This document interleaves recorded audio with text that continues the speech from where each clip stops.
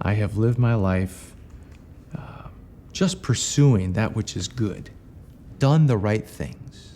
I have performed. I know how to perform.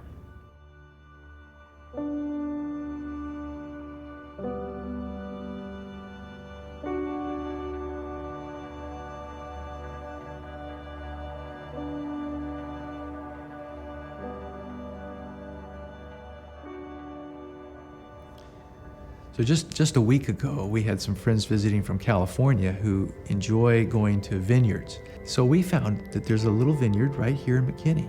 The owner of the vineyard kind of stopped by looking at us as we were having our little wine tasting, and turns out he was going to take us on a tour. And along the creek bank were all these tangled vines going up into the trees. He takes Cabernet or Temperino grape twigs, little broken down twigs of the grapevine, and he sends it to a lab and they graft it to the rootstock that is native to his soil. He said to me these words. He's not a Christian. He doesn't know Jesus. He doesn't know the story about abiding in the vine at all. And he said, you take this twig and you graft it to this rootstock and it'll just bust out. And look at what is done. And he shows us these grapevines that are just large and expansive. There's a passage in Isaiah that is so good for us to think about. It says, in that day, a vineyard of wine, sing of it. I, the Lord, am its keeper.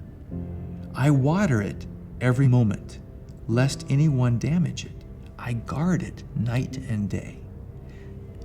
God is at work, and he'll take a broken little branch, graft you into himself, and he will cause you to flourish. Abiding is simply being. It isn't effort. He says, come to me and I will give you rest for your soul. Oh my goodness. Flourishing is in a place of rest. Flourishing isn't in a place of heavy work or anxiety or striving. The Lord had to reframe in me who I am in him and just abide. Just be with him.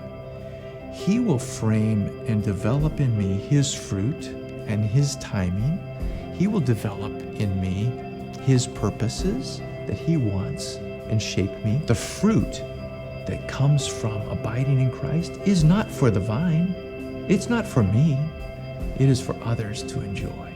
The more I submit and lay down my life every morning, and through the day, a lot of the times I have to redo it, and allow him to live through me, to ask him to love through me, to fill me with him, flow through me out. As soon as I let go, he does. And then the end of the day comes, and there's been no struggle, and there's so much joy at the end of every day. And I'm not doing anything. All I'm doing is asking him to live in me and love through me. He provided the place to live, the place to work, the people to be surrounded by. He took care of me throughout that whole thing.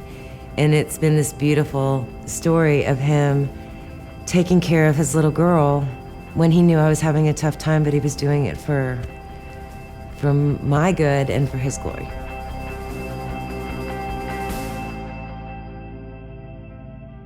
The life in the Spirit is like this being compelled, but being restrained in the same moment. It's a word I can't pronounce. It's not in English. It's not, I can't describe the word of saying, I don't have to speak, but I can't be silent.